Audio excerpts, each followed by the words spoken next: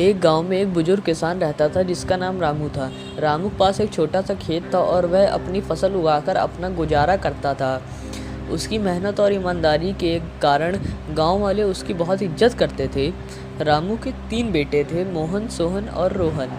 तीनों बेटों में आपसी प्यार तो था, लेकिन उनमें आलस भी बहुत था। वह खेती में अपने पिता की मदद नहीं करते थे और हर समय मटर गश्ती में लगे रहते थे। रामू अपने बेटों की इस आदत से बहुत परेशान था। एक दिन रामू को एहसास हुआ कि अब उसकी उम्र हो गई है और वह ज़्यादा समय तक खेती नहीं कर पाएगा। उसने अपने बेटों को बुलाया और कहा, बेटा, मेरे जीवन की सबसे बड़ी धरोहर इस खेत में छुपी है।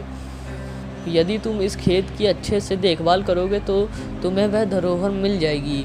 तीनों बेटों को यह सुनकर बड़ा आश्चर्य हुआ। वह सोचने लगे कि खेत में आखिर कौन सा धरोहर छुपी हुई है।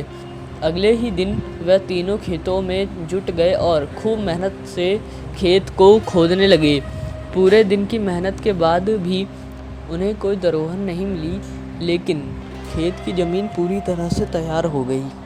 रामू ने अपने बेटों को फिर से समझाया, बेटा, धरोहर ज़मीन के नीचे नहीं बल्कि ज़मीन के ऊपर है। जब तुम इस खेत में बीज बोओगे और फसल उगाओगे, तब तुम इस धरोहर को समझ पाओगे। बेटों ने अपने पिता की बात मानी और खेत में बीज बो दिए।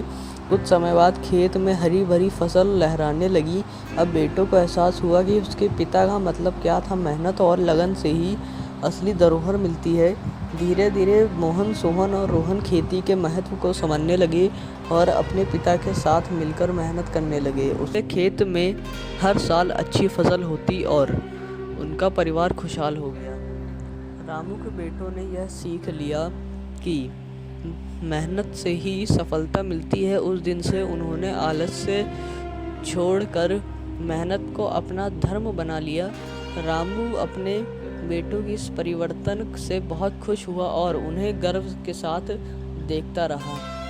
इस कहानी से हमें यह सीख मिलती है कि मेहनत और लगन से ही सफलता प्राप्त होती है। आलस से हमें कभी भी जीवन में आगे नहीं बढ़ने देता, लेकिन मेहनत और ईमानदारी से हम किसी भी मुश्किल को पार कर सकते हैं।